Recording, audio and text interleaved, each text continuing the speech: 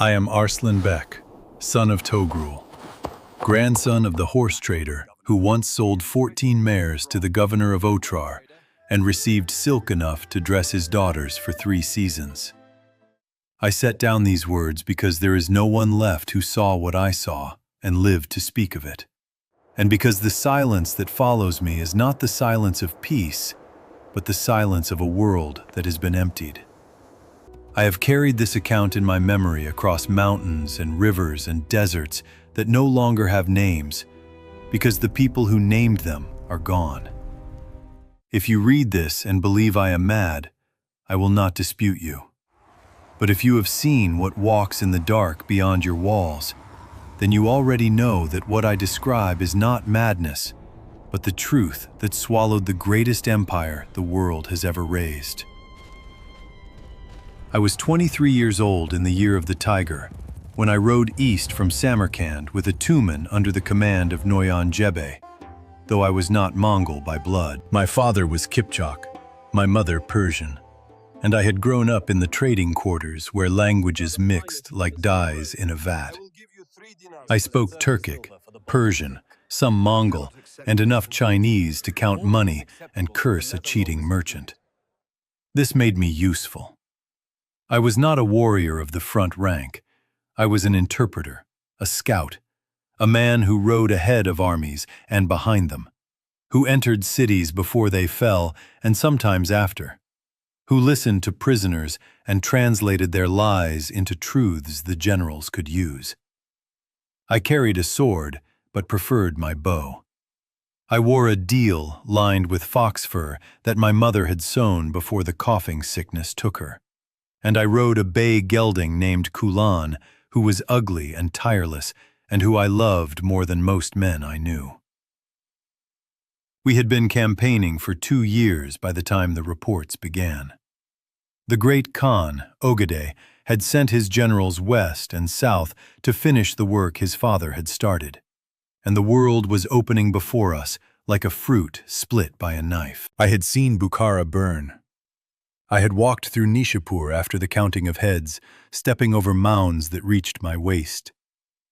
And I had not wept because I had forgotten how, or because the scale of it had overrun whatever mechanism in the heart produces tears.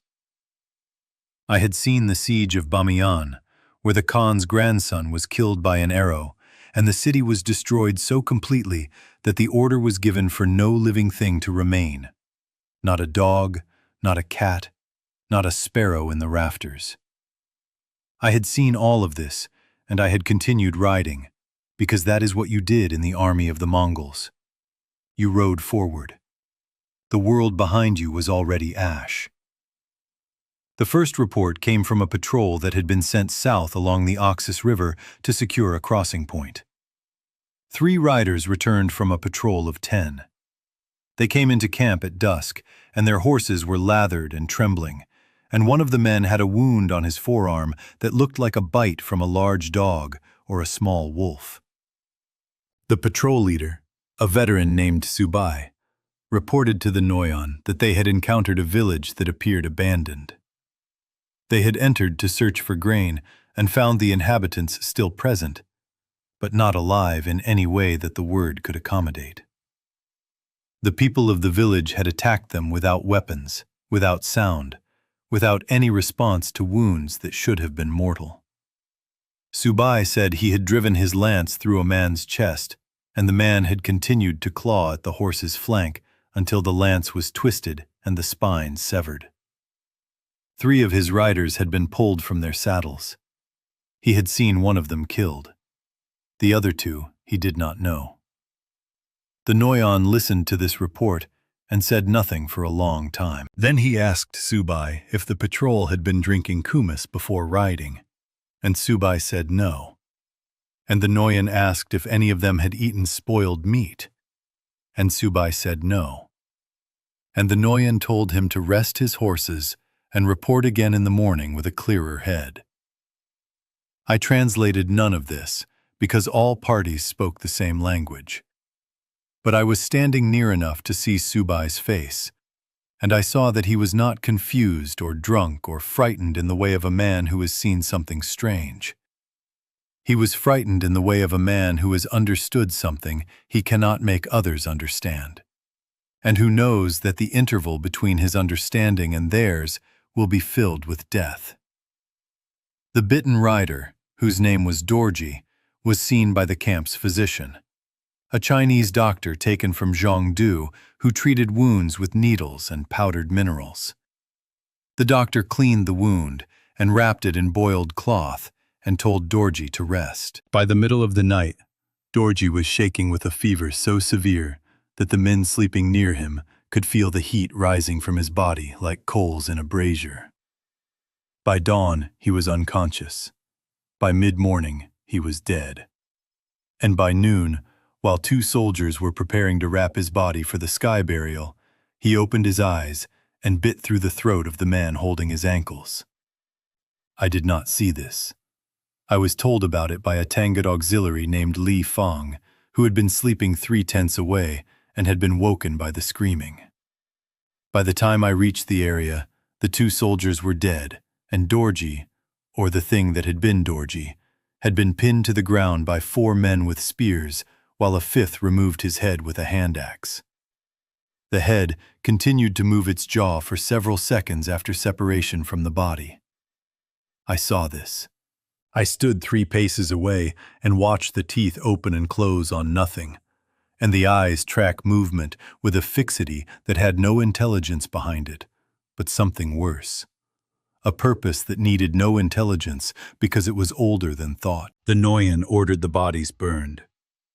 He ordered Subai brought before him again, and this time listened without interruption.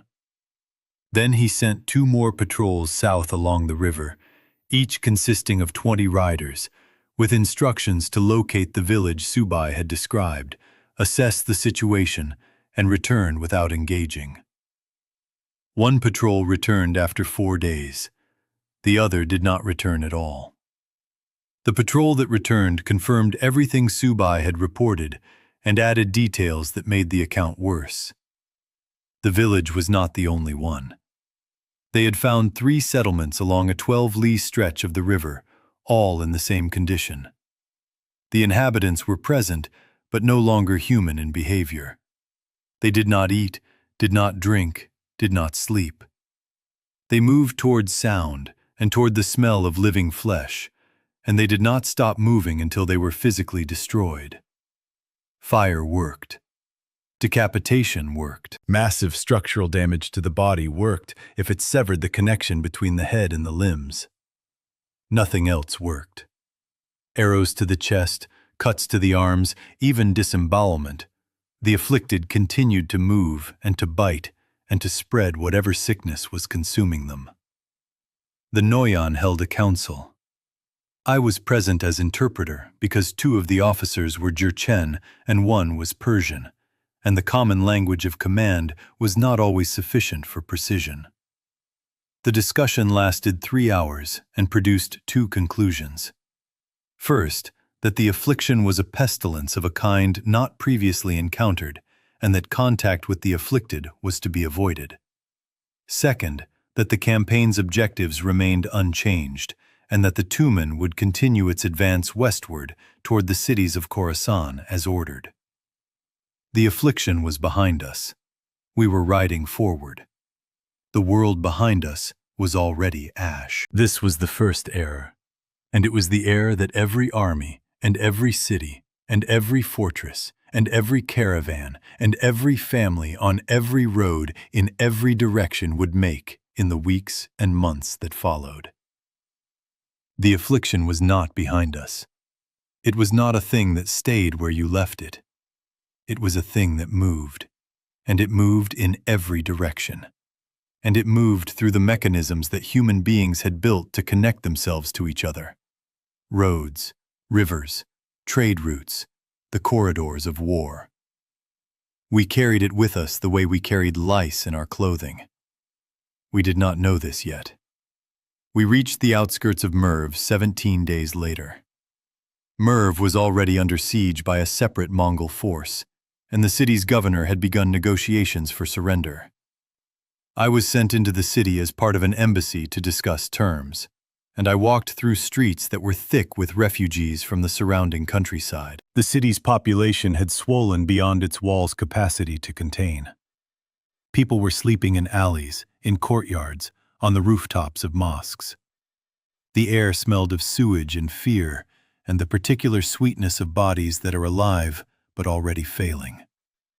I delivered the terms: full surrender, disarmament, census of the population, payment of tribute, and received the governor's agreement. And I walked back through those streets knowing that the census was the prelude to the sorting, and the sorting was the prelude to the killing, and the killing would be systematic and unhurried, and applied according to categories I had watched being applied before. Artisans to be kept, soldiers to be executed, women and children to be distributed or sold, scholars to be evaluated for usefulness. But Merv was never sorted. Merv was never processed. Merv was taken and then lost in the same week, because the affliction arrived with the refugees. The first signs appeared 3 days after the city's gates were opened. Reports came from the southern quarter of people attacking their neighbors without provocation, of wounds that produced a fever, followed by death, followed by something after death that was not resurrection in any theological sense, but was ambulatory and hungry and contagious. The Mongol garrison commander, a methodical man named Borildai, responded with the tools he had. He sent soldiers to contain the affected quarter, to kill the afflicted, and to burn the buildings where they were concentrated. This worked for approximately 2 days. Then the soldiers who had been bitten during the containment operations began dying and returning, and the containment perimeter became a second source of outbreak, and the two sources merged and expanded, and within 4 days the southern quarter was lost, and the affliction was moving north through the city at a pace that outran the garrison's ability to establish new perimeters. I watched this from the Citadel, where the Noyan had established his headquarters. I stood on the wall and looked down into streets where the living ran north and the dead walked north behind them. And the distance between the two groups closed block by block, hour by hour. The screaming was constant, but it was not the worst sound. The worst sound was the silence that followed each section of screaming, because the silence meant that the living in that section had either fled or been caught. And either way, the afflicted population had grown by the number of bodies in that silence. Borildai recommended withdrawal from the city. The Noyan refused. He said the Khan's orders were to take Merv and hold it, and he would hold it. Borildai said there would be nothing to hold. The Noyan said that was not his concern. I translated this exchange between Borildai, who spoke Mongol, and a Jurchen captain named Wan, who needed the Persian tactical terminology rendered into something he could understand. And while I translated, I thought about the 20 steps between the room where I stood and the courtyard where my horse was tied, and the 40 paces between the courtyard and the gate, and the 3 hours of riding between the gate and the open steppe where there were no walls and no cities and no warrens of streets funneling the afflicted toward the living. I did not leave. Not yet. Loyalty is a mechanism that operates below the level of decision. You do not choose it in the moment. You discover that it is already chosen for you, and by the time you recognize what it is costing you, the cost has already been incurred. I stayed because Subai was still in the Citadel, and Li Fang was still in the Citadel, and 3 other men I had ridden with for 2 years were still in the Citadel, and leaving them would have required a kind of self-surgery I had not yet learned to perform. On the 6th day, the Noyan ordered the Citadel sealed. The gates were closed and barred with timbers, and archers were posted on every wall, and the afflicted who reached the base of the Citadel walls were shot until the arrows ran low, and then were pushed back with long poles, and then were simply watched as they accumulated. They stood in the street below us, hundreds and then thousands of them, faces tilted upward, mouths working, producing a sound that was not speech and not a moan, but something between the two. A dry, continuous exhalation that carried no meaning but communicated everything. They did not tire. They did not leave.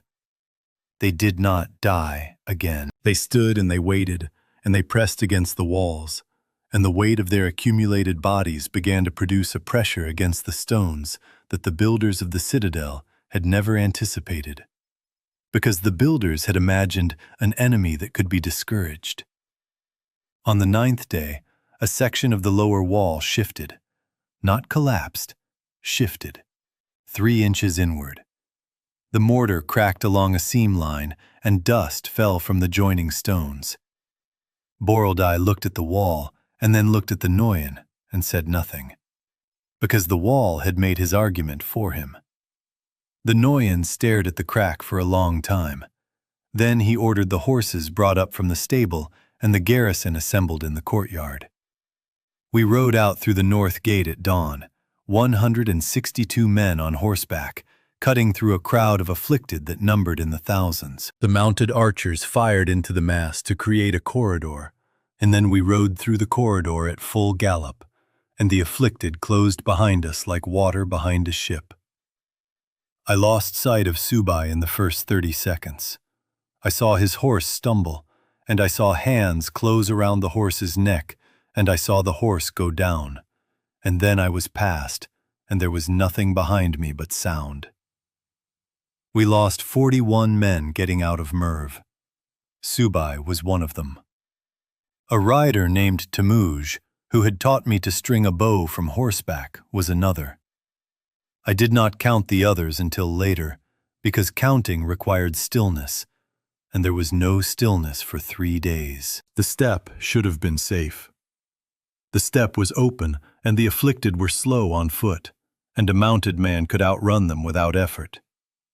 This was true, but it was insufficient because the steppe was not empty.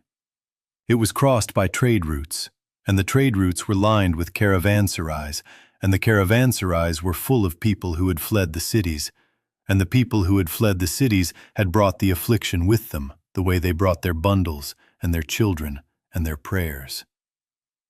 Every way station we approached was either already fallen or in the process of falling. We could see it from a distance, the ring of figures around the walls, the smoke, the silence, or the screaming.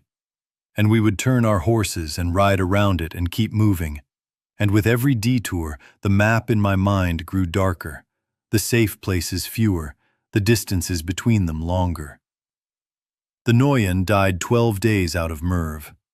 Not from the affliction, from an arrow wound received during the breakout that he had concealed under his armor, that had festered, that had finally opened into a fever that was ordinary and mortal and unremarkable.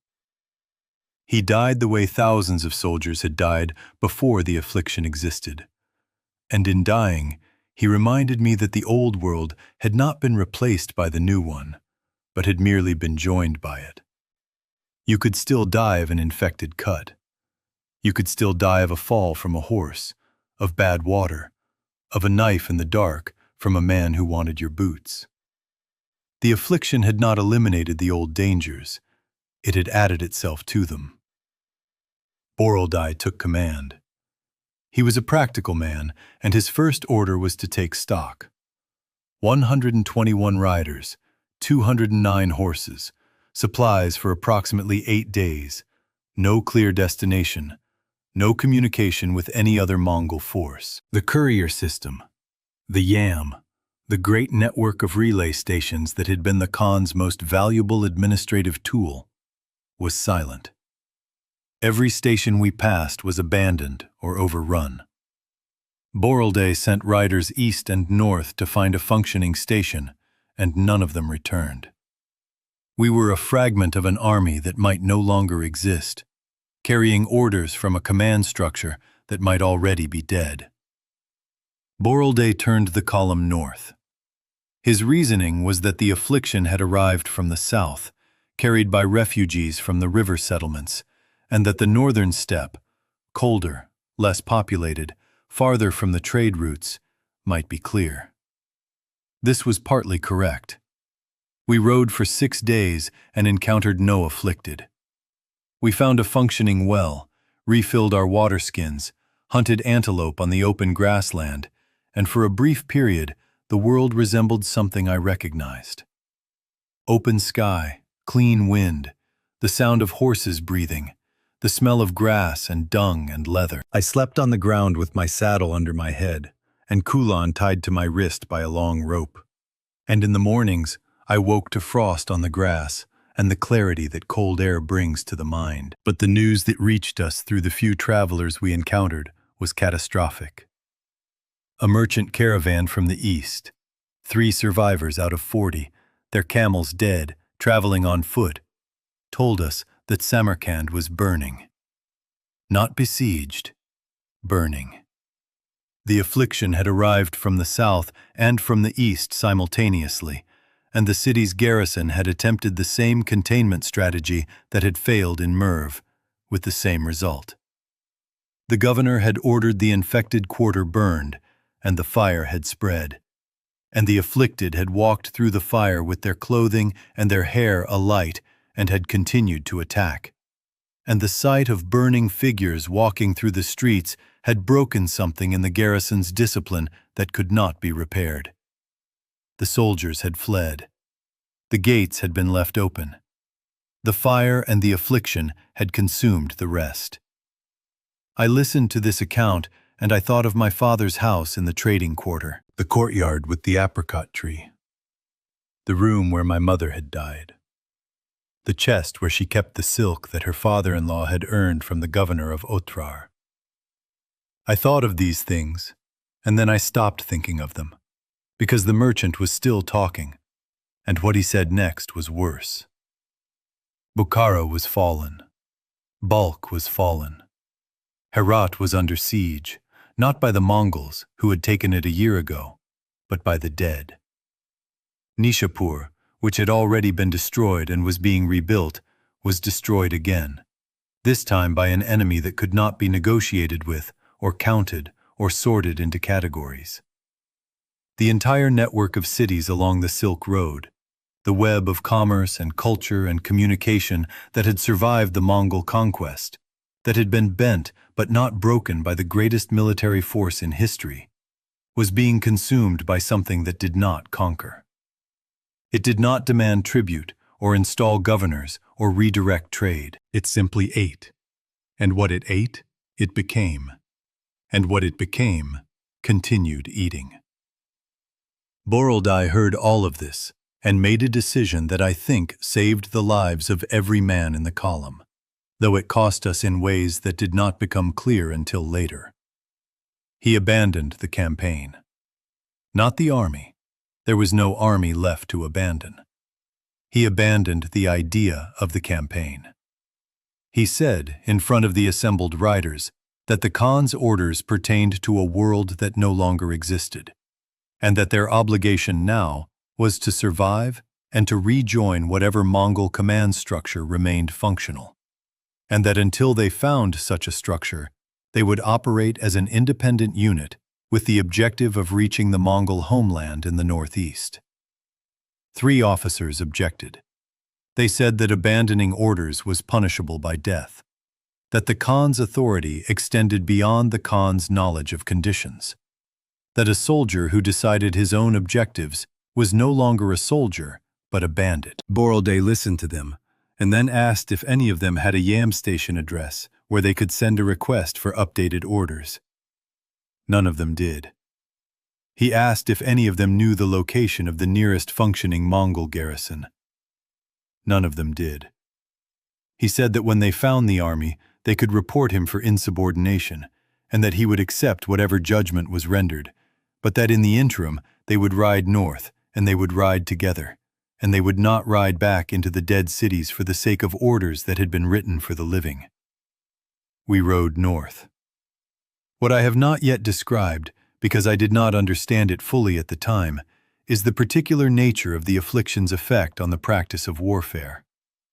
I had been trained, not formally, but through observation and participation over 2 years of campaigning in the Mongol method of war, which was the most sophisticated military system in the world. It was built on 3 pillars: mobility, communication, and coordinated mass violence applied at the decisive point. The Mongol army could move faster than any other force, could communicate across vast distances through the YAM system, and could concentrate overwhelming force at a specific location and then disperse before the enemy could respond. This system had conquered more territory in 20 years than Rome had conquered in 4 centuries. The affliction destroyed all 3 pillars simultaneously. Mobility was negated because every destination was compromised. Communication was negated because the YAM stations were overrun. And coordinated mass violence was not merely negated, but inverted, because the central mechanism of Mongol warfare, killing large numbers of the enemy, now produced large numbers of a new enemy that was worse than the original. Every battle the Mongols won generated a secondary army that could not be defeated by the same methods. The more effectively you killed, the more effectively you were surrounded. I realized this on the 23rd day of our northward march, when we encountered a small Mongol force, perhaps 40 riders, that had been engaged in suppressing a local uprising among the settled Turkic population of the region. They had killed several hundred insurgents in a valley 3 days south and had left the bodies in the field, as was standard practice. The bodies had risen. The 40 riders had been reduced to 11 by the time they found us, and the remaining 11 were being followed by a column of the dead that stretched back along the valley road for a distance I could not estimate, because the road curved behind a ridge and the column extended beyond it. Borodai ordered the combined force to ride hard northwest and not engage. We left the dead behind us within an hour, their walking pace no match for mounted horses. But the event clarified something that had been forming in my mind without language. The Mongol Empire was not merely threatened by the affliction. It was peculiarly vulnerable to it. The empire had been built by killing on a scale that the world had never seen. Every city that had resisted had been emptied. Every field of battle was a field of corpses. The empire had laid a feast for the affliction across the entire breadth of Asia, and the affliction was eating it. We reached the southern edge of the Great Steppe after 31 days of riding. The landscape changed from irrigated lowland to dry grassland to the rolling emptiness that stretches from the Aral Sea to the borders of the Mongol homeland. Here the population was sparse. Nomadic herders, small camps of yurt dwellers following the grass. And the affliction was less concentrated, but not absent. We found camps that had been overrun, the yurts torn open, the livestock wandering, the afflicted herdspeople standing in the grass like posts driven into the earth, turning slowly when they heard our horses. We rode past them. There was nothing else to do. In the 2nd month, I began keeping account. Not of the afflicted, that number had passed beyond estimation. Account of the living. Every person we encountered who was still alive, still thinking, still capable of speech. Merchants, herdsmen, refugees, scattered soldiers from half a dozen armies, wandering monks, lost children. I counted them because counting was the only discipline I had left. And because the number moved in only one direction, and tracking its decline gave me a perverse sense of control over a process I could not influence. The count reached 214 at its peak. Then it began to fall. People died of the affliction, of injuries, of starvation, of despair. 2 men in our column killed themselves, one by riding alone into a group of the afflicted, the other by cutting his own throat in the night. Both methods were effective, though only the second guaranteed that the body would not continue as a threat. Borodai ordered that any member of the column who died, by any means, was to be immediately decapitated and burned. This was received without objection. The men had seen enough to understand that sentiment toward the dead was a luxury that would kill you.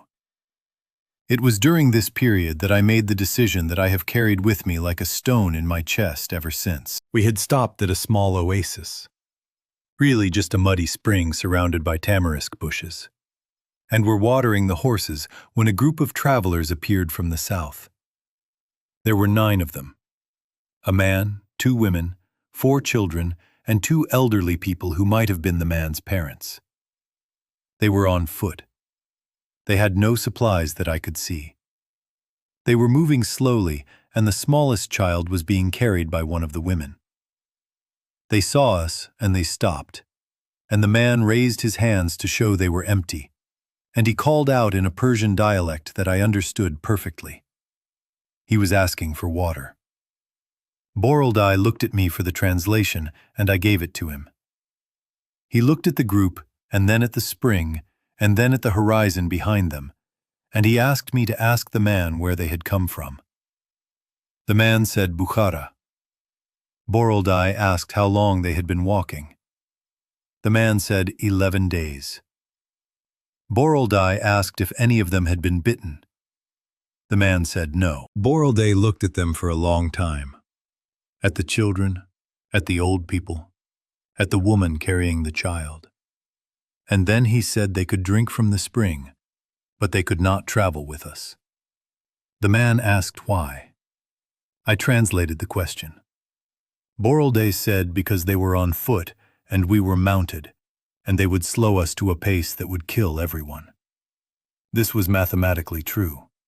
I translated it. The man said they would walk faster. Borildai said it was not a question of speed, but of kind. Mounted and unmounted were different categories of survival, and mixing them was fatal to both. I translated this too. The man looked at me and said, in Persian, "Please." Just that word. And one of the children, a girl of perhaps 6 or 7, looked at me with an expression that contained no plea and no accusation, but simply the fact of her existence, which was the most effective argument anyone has ever made for anything. I said nothing. I translated nothing. There was nothing left to translate. Borildai turned his horse, and the column moved on, and I rode with it, and the family stood at the spring and watched us go. And I did not look back, because looking back would have required me to see what I was doing from the outside, and I could not survive that perspective. I do not tell this story to condemn Borildai.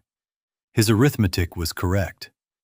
I tell it because the arithmetic was correct and the decision was monstrous, and both of these things were true simultaneously, and the affliction had created a world in which correct and monstrous were the same word.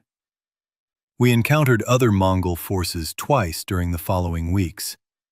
The first was a reconnaissance unit of 30 riders that had been separated from a larger tumen somewhere to the east. They had no information about the overall command structure and had been riding in search of it for 2 weeks. Borildai absorbed them into his column. The second encounter was different. We saw the smoke first, a wide black column rising from beyond a low ridge, too large and too sustained to be a campfire or a grass fire. Borildai sent scouts forward, and they returned within the hour with a report that filled the silence that followed it with a weight that I can still feel.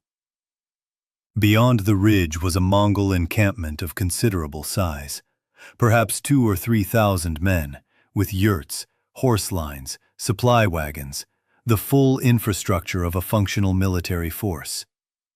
It was burning. Not under attack from outside, burning from within. The affliction had entered the camp and spread through its dense population the way it spread through cities. And the garrison commander had apparently ordered the camp fired in an attempt at containment. And the fire had merged with the affliction, and what we saw from the ridge line was a burning city of felt and wood in which figures moved through the flames, some running, some walking, some already alight and still moving with the mechanical persistence that distinguished the afflicted from the living. We did not approach. We watched from the ridge for perhaps an hour, And during that hour, I saw the end of the Mongol Empire as clearly as if it had been written on a scroll and held before my eyes. Not the political end. Empires take decades to fall in the ledgers of administrators. The functional end. The end of the thing that made it work. The army was consuming itself, and the mechanism of consumption was the same mechanism that had built the empire. Density, contact, movement. The gathering of large numbers of people into organized structures that required proximity. Everything that made the Mongol army effective, the tight formations, the shared camps, the relay stations manned by successive riders, was a transmission architecture for the affliction. The empire's greatest strength was now its greatest vulnerability, and there was no version of the empire that could eliminate one without eliminating the other. Boroldai saw this too. I know because he turned to me after we had watched for a long time and said, in the flattest voice I had ever heard from a man who was not dead, that the boy who grew up in the great Khan's household and learned to ride and shoot and command and conquer had been trained for a world that no longer existed, and that the skills which had made him valuable were now the skills most likely to kill him. He said this without self-pity. He said it the way a craftsman might note that the material he had spent his life learning to work had been replaced by a material he did not understand. Then he turned his horse, and we rode on. The column fragmented over the following weeks, not through conflict or mutiny, but through the slow, gravitational logic of diverging interests. Families pulled men away, riders who had wives and children in distant camps and could no longer justify riding in the opposite direction. Small groups split off to pursue their own routes, their own rumors of safety, their own versions of the arithmetic that Boroldai had already calculated.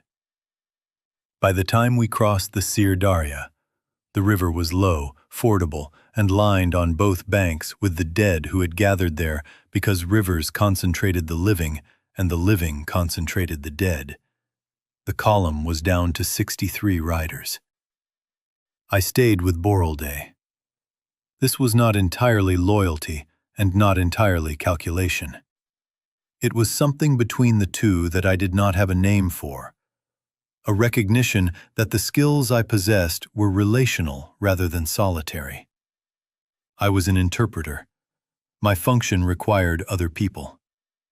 Alone, I was a man who spoke 4 languages to no one. With Boroldai, I was a mechanism of communication that still had a use, however diminished, however altered, however far removed from the world in which I had learned to be useful. We encountered a fortress on the 39th day. I say fortress, but it was really a caravanserai that had been fortified. A roadside inn built around a courtyard, with walls of mud brick that had been reinforced with timbers and rubble. It sat on a rise above a dry riverbed, and it was occupied. We could see sentries on the walls, and smoke from cooking fires, and the movement of people inside, who were alive and organized and performing the daily functions of survival. The people inside were not Mongol. They were a mixed group: Turkic herdsmen, Persian merchants, a few Khwarezmian soldiers who had survived the Mongol conquest and had apparently decided that the affliction made former enmities irrelevant. There were perhaps 200 of them, including women and children, and they had been in the caravanserai for 3 weeks, and they had food for perhaps 2 more weeks, and they had water from a well in the courtyard, and they had weapons, and they were terrified. Their leader, a Khwarezmian officer named Jalal, whose face bore the scar of a Mongol saber across his left cheek, met us at the gate with 20 armed men and the expression of a man trying to decide whether we were a threat or a resource. Boroldai understood the calculation because it was the same one he would have made. He dismounted. He removed his sword belt and handed it to me. He walked forward with his hands visible and spoke in Turkic, which Jalal understood, and said that we were soldiers without a war and travelers without a destination, and that we would trade labor and protection for shelter and water. Jalal looked at the scar tissue on Boroldai's knuckles at the Mongol armor, at the column of riders behind him, and said that 2 years ago he would have killed every one of us and considered it a service to God. Boroldai said that 2 years ago he would have done the same, and that 2 years ago they would both have been right, and that 2 years ago no longer existed. This was the most diplomatic thing I had ever heard Boroldai say, and I suspect it was the most diplomatic thing Boroldai had ever heard himself say. Jalal considered it for a moment, and then opened the gate.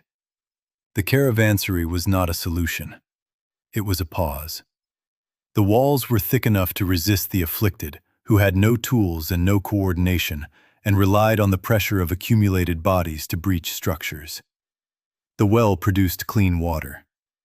The stores, supplemented by what our column carried, extended the food supply to perhaps 5 weeks. But 5 weeks was a number, and numbers in this world moved only towards 0. What the caravanserai provided was something I had not experienced in 2 months. The sound of human voices engaged in activities other than survival. Children playing in the courtyard. Women arguing over the distribution of flour. An old merchant reciting poetry to no one in particular, the verses falling into the air like coins into an empty cup. A blacksmith repairing a gate hinge with tools he had carried from his workshop in Bukhara, performing his craft as if the world beyond the walls still contained customers. These sounds were not strategically valuable. They were the sounds of a species that had not yet accepted its own extinction, and they kept me from accepting it either. I talked to everyone. This was my function, and it was also my compulsion. I moved through the caravanserai translating conversations between people who had no common language, but who needed to coordinate the distribution of water, the assignment of watch shifts, the resolution of disputes over sleeping space. A Turkic herder and a Persian scholar arguing over whether the affliction was a punishment from God or a natural pestilence. A Khwarezmian soldier and a Mongol rider, discovering that they had fought on opposite sides of the same battle at the Indus River, and that the battle, which had seemed so important at the time, was now an anecdote that neither of them could tell without laughing at the absurdity of killing each other over a river crossing while the dead were eating the world. I translated these conversations, and in translating them, I performed the only function that I believe was genuinely mine. Not the military function, not the scouting, not the riding. The connecting. The making of sense between people who would otherwise have been opaque to each other. In a world that was being emptied, the act of helping one person understand another person was the only constructive act I knew how to perform. Boroldai and Jalal, former enemies from opposite sides of the most devastating war in history, spent long evenings in the caravanserai's main room discussing the affliction with the focused attention of generals planning a campaign. I sat between them and translated when necessary and listened when not. And what emerged from their discussions was a shared understanding that shaped everything that followed. The affliction, they agreed, was not a weapon and not a punishment. It was a consequence. The great movements of armies and refugees had stirred it from wherever it had slept, some distant corner of the world where contact between the living was infrequent enough that it had remained contained. The Mongol conquests had torn open every boundary between every population on the continent, had mixed peoples and routes and diseases in combinations that had never occurred before, and one of those combinations had been catastrophic. The empire had not been attacked by the affliction. The empire had distributed it, the way it distributed administrators and tax collectors and postal riders, through the same networks of connection and control. The roads that carried silk and horses and imperial decrees now carried something that consumed everything the roads connected. This understanding did not produce a solution, but it produced a principle that Boroldai articulated one evening with the economy that was his only rhetorical gift. The way to survive was to become small. Not strong, not fast, not fortified. Small. invisible, disconnected from the networks that the affliction traveled. The great cities would fall because they were great. The trade routes would become corridors of death because they were routes. The armies would consume themselves because they were armies, dense, connected, organized for the maximum concentration of human bodies. Survival lay in the opposite direction: dispersion, isolation, the deliberate abandonment of everything that had made civilizations civilized. I translated this for Jalal, who listened, and then said something that I have thought about every day since. He said that Borodai was describing the world before the Mongols came. Scattered, disconnected, local, small. He said that the Mongols had spent 20 years connecting everything, and that the affliction was traveling along those connections, and that the solution Borodai proposed, disconnection, was simply the world returning to what it had been before the empire tried to make it into something else. He said this without accusation. He said it as an observation. And Borodai heard it and did not argue, because it was true. We stayed in the Caravanserai for 19 days. During that time, the afflicted began to accumulate outside the walls. Not in the overwhelming numbers that had brought down the walls of Merv, but in a steady, patient aggregation that grew by ones and twos and threes as wandering dead found their way to the only source of living noise in the landscape. By the 15th day, there were perhaps 300 of them standing in the riverbed and on the slopes around the Caravanserai, and their presence exerted a pressure that was not yet structural but was psychological.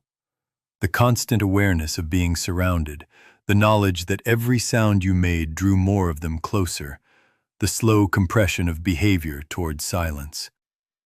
On the 17th day, a child fell from the inner wall of the courtyard and broke her arm.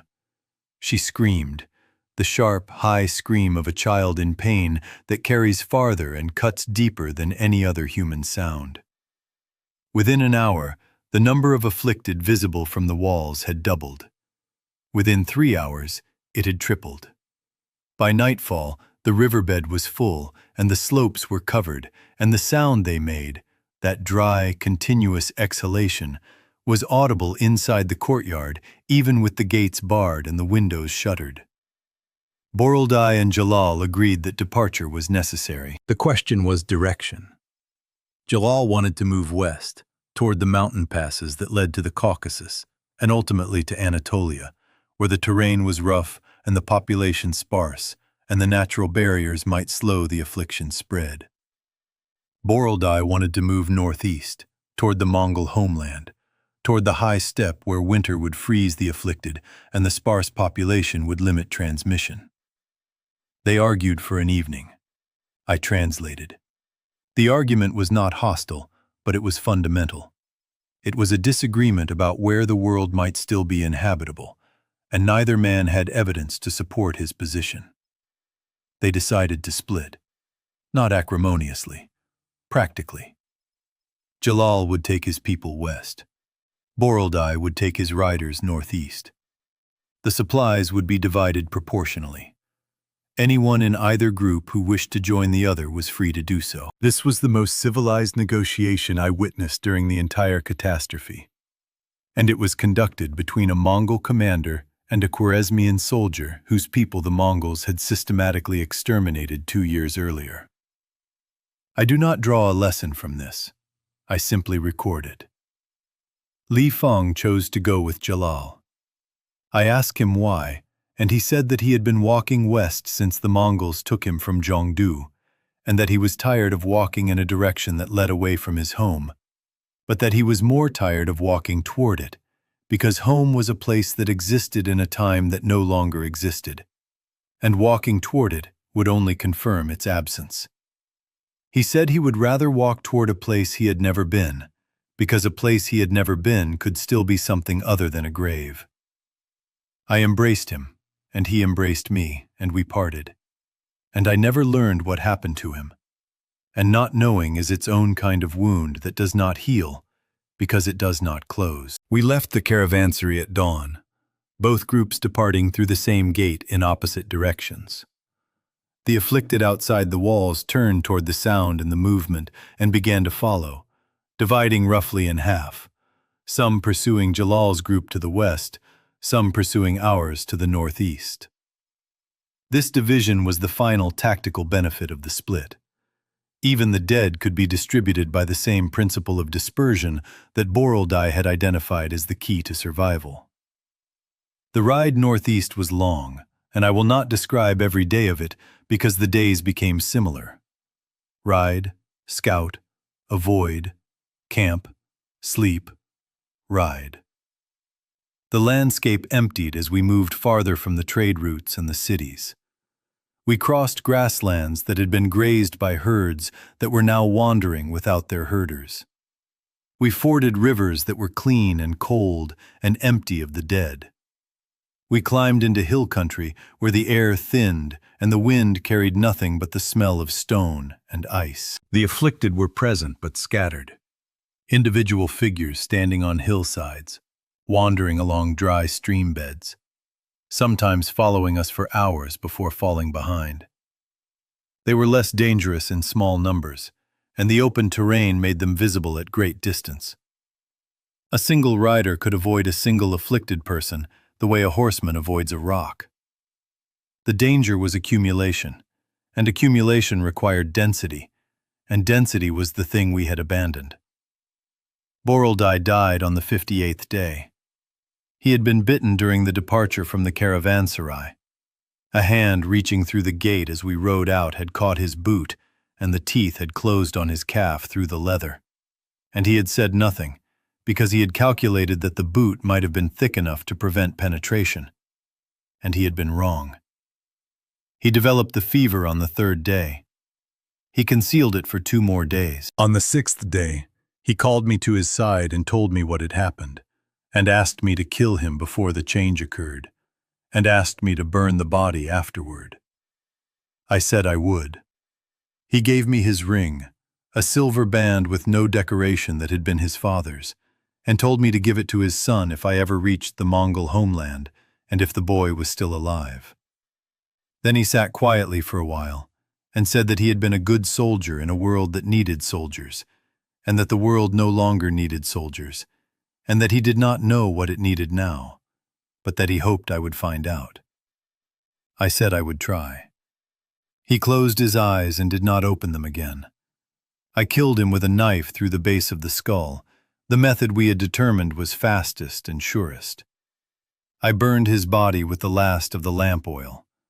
I kept the ring.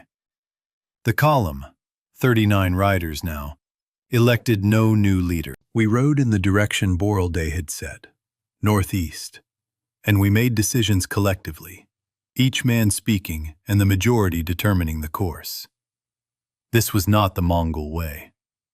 The Mongol way was hierarchical command flowing from a single authority. But the Mongol way, like the Mongol Empire, was an artifact of a world that had been replaced. And the men who had served that world were learning, painfully and without instruction, to serve whatever came next. In the 3rd month, we reached the edge of the high steppe, the great grassland that stretches from the Altai Mountains to the heartland of the Mongol people.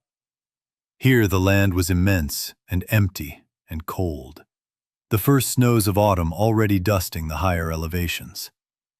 We found evidence of Mongol presence, abandoned gur camps, scattered livestock, the remains of signal fires, but no living Mongols. The homeland, if it still functioned, was farther north and east, beyond our knowledge of the terrain. We were Kipchaks, Jurchens, Tanguts, Persians, auxiliaries and conscripts and interpreters, men who had been grafted onto the Mongol army, but who did not know the Mongol homeland the way a Mongol knew it. We were foreigners in the land of the people we had served. On the 71st day we found a valley. It was small, perhaps 3 miles long, a mile wide, enclosed on 3 sides by hills that rose steeply enough to channel anything approaching into a narrow mouth at the southern end. A stream ran through the center, clear and cold, fed by snowmelt from the higher elevations. Grass grew thick along the banks. There were stands of larch and birch on the slopes. It was defensible, watered, sheltered from the wind, and empty. We stopped. Not because we had decided to stop, but because the valley presented itself, and we were tired, and the horses were tired, and the question of what we were riding toward had become unanswerable. We set camp near the stream and posted sentries at the valley's mouth, and for the first time in 71 days, we stopped moving.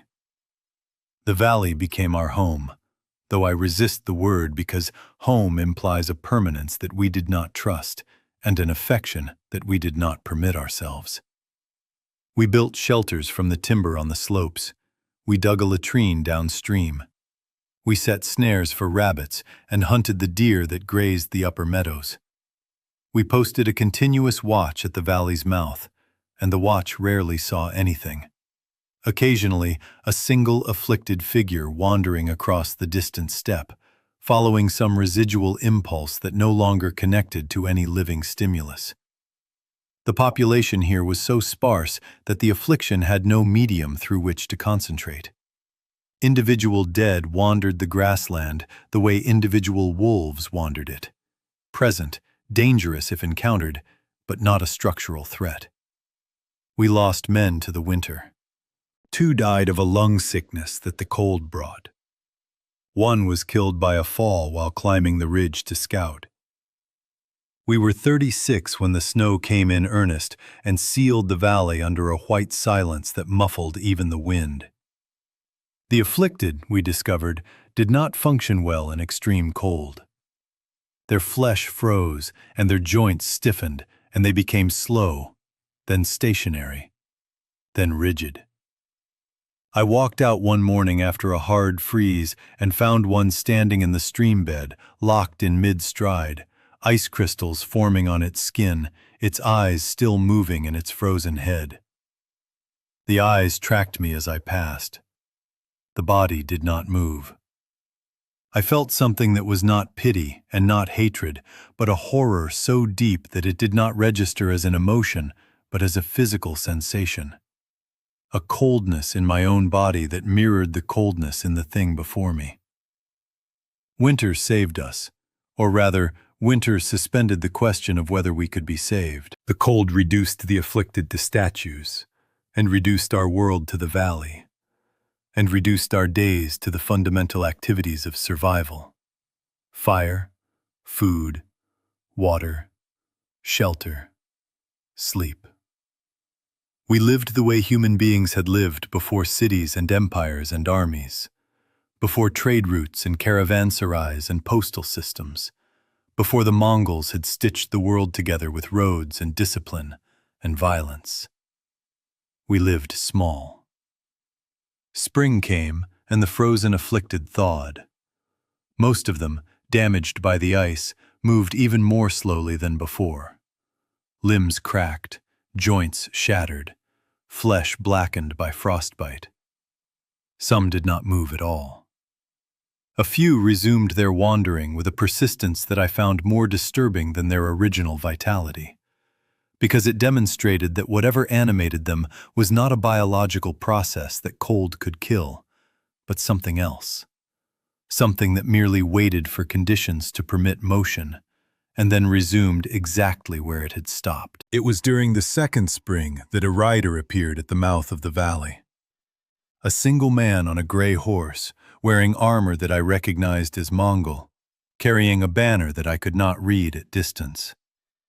The sentries called the alarm, and I rode out to meet him, my bow strung, an arrow nocked, my hands shaking in a way they had not shaken during the entire catastrophe, because the appearance of a single organized soldier implied the existence of an organized force, and the existence of an organized force implied the existence of a world that I had convinced myself was gone. The rider was a courier, a yam rider. He carried a message from a garrison commander in the Altai region, and the message was addressed to any Mongol force operating in the area. And the message said, that a functioning command structure existed, and that the garrison was fortified and supplied and had survived the winter, and that all Mongol units were instructed to make contact and report their strength and position. I translated the message for the column. The Jurchen riders could not read the Mongol script, and the Turkic riders read it haltingly, and I read it aloud in 4 languages to 36 men who stood in a circle in a valley at the edge of the known world and listened to the news that the empire, or some fragment of it, still drew breath. The debate that followed was the most important conversation I participated in during the entire catastrophe, and it contained the only moment in which I spoke not as an interpreter, but as a person. The majority wanted to ride east and rejoin the garrison. The logic was obvious. Organized force, supply lines, defensible position. The restoration of the command structure that had been the organizing principle of their lives. Return to the army. Return to the empire. Return to the thing that had given them identity and purpose and direction. I argued against it. I said, and I remember the words because I rehearsed them in my mind before I spoke them, and I have repeated them to myself every day since, that the empire was the road the affliction traveled, and that returning to the empire was returning to the road, and that the road led only to the same destination it had always led to, which was the same destination that Merv and Samarkand and Bukhara and every fortified camp we had seen burning from ridgelines had reached. I said that the valley was alive because it was disconnected, and that connecting it to the garrison meant connecting it to the network, and that the network was the affliction's body, and that every node on the network would eventually be consumed. I said that we had survived because we had become small, and that becoming large again, rejoining the army, participating in the command structure, moving along the routes, was choosing the method of death over the method of life. I said that the Mongol Empire had been the greatest achievement in the history of the world, and that the affliction had converted that achievement into a delivery mechanism for annihilation, and that the only way to honor what the empire had been was to refuse to die the way it was dying. 12 men agreed with me. 24 did not. The column split for the last time, and the split was quiet and without rancor. The 24 rode east with the courier. The 12 stayed in the valley with me. I do not know what happened to the 24. I do not know what happened to the garrison they rode toward. I do not know whether the empire reconstituted itself in some diminished form, or whether it consumed itself entirely, as Borodai and Jalal and I had predicted. I know that no further couriers came. I know that no further messages arrived. I know that the YAM system, the great network of communication that had connected every corner of the empire, never resumed its function in our corner of the world, and that the silence that replaced it was permanent. We lived in the valley. 12 men, then 11, then 14, as wanderers found us over the following year. A Turkic woman and her 2 sons arrived in midsummer, having walked for weeks from a settlement that had fallen.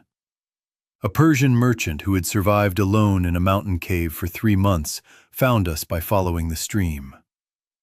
An old Mongol herder appeared one morning with 6 sheep and no explanation, and set up his gur at the far end of the valley, and tended his sheep, and spoke to no one for 3 weeks. And then one evening sat by our fire and began to talk, and did not stop talking for 4 hours. And everything he said was about a granddaughter he had not been able to reach. And after he finished, he was silent again for another week. We learned. We learned to farm poorly and then less poorly. We learned which plants were edible and which were not. We learned to smoke meat and store grain and repair shelters before winter and dig drainage channels before the spring melt. We learned to live without the structures that had organized every previous civilization's idea of what living meant. No markets, no courts, no temples, no taxes, no borders, no roads, no mail, no news from beyond the valley's rim. We also learned to live with each other, across lines that the old world had drawn with absolute confidence. Mongol and Khwarezmian and Kipchak and Jurchen and Persian and Tangut. These distinctions, which had organized the killing of millions, which had determined who lived and who was sorted into the counting piles outside broken city gates, became, in the valley, as meaningless as the rank insignia on armor that no one wore anymore. We were not a nation, or a people, or a tribe. We were a species, and the characteristic that defined the species was not its language, or its god, or its method of warfare, but its capacity to remain animate through volition rather than infection.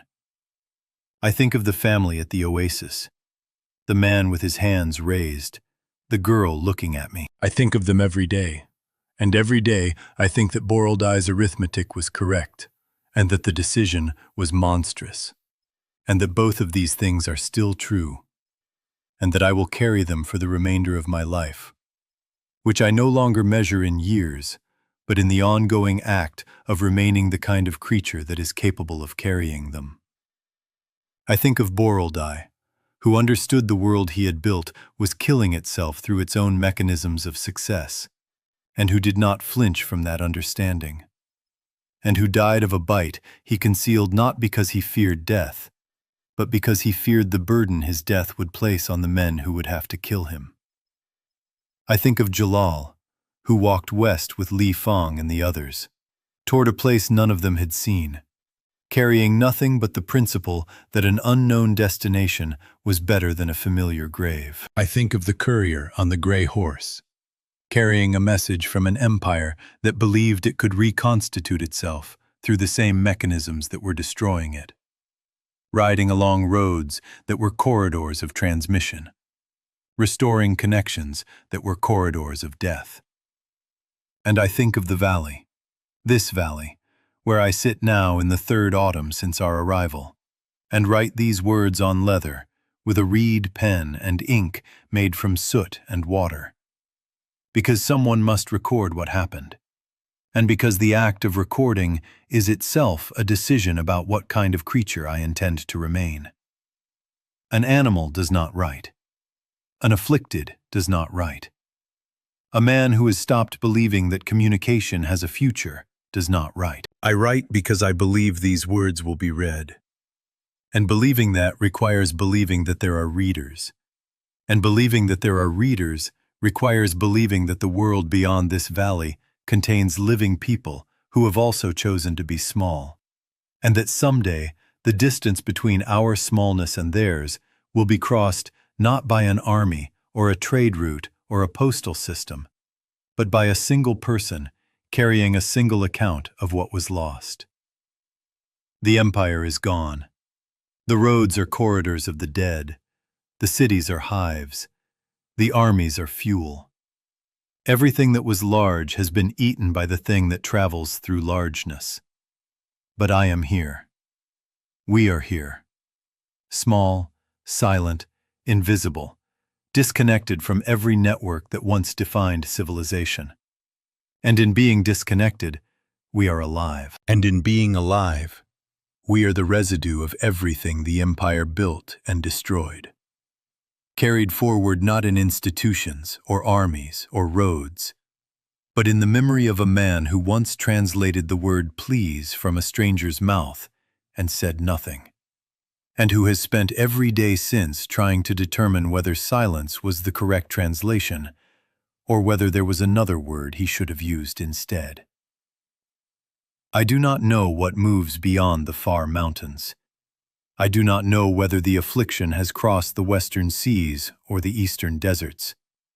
I do not know whether the great cities of the song, or the kingdoms of Christendom, or the sultanates of India have fallen, or held, or found some answer that we did not find. The silence tells me nothing, because silence is the sound of both death and distance, and I cannot distinguish between them. But the wind that crosses the valley carries the smell of grass and smoke and snow. And these are the smells of a world that is still turning. And I choose to believe that somewhere, beyond the edge of what I know, someone else is sitting in their own valley, writing their own account, listening for the same sound I am listening for. The sound of a living voice calling across the distance. Not to organize, or command, or conquer, but simply to say, I am here. I am still here.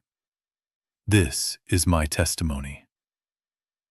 I am Arslanbek, son of Togrul, interpreter, survivor, keeper of a ring I promised to deliver.